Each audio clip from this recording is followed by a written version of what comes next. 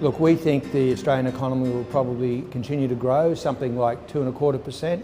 We see unemployment not really getting much better, and that rates will probably have to be cut at least once more. We expect at least one, which is 25 basis points cut.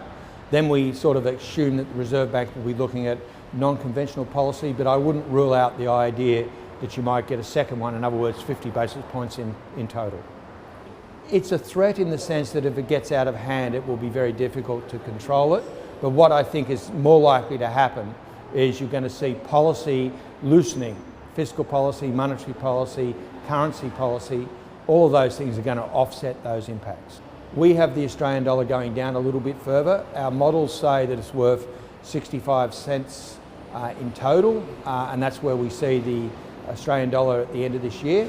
It's basically uncertainty associated with trade wars, and then we see the Australian dollar improving a little bit back up to about 70 cents over the next 12 months.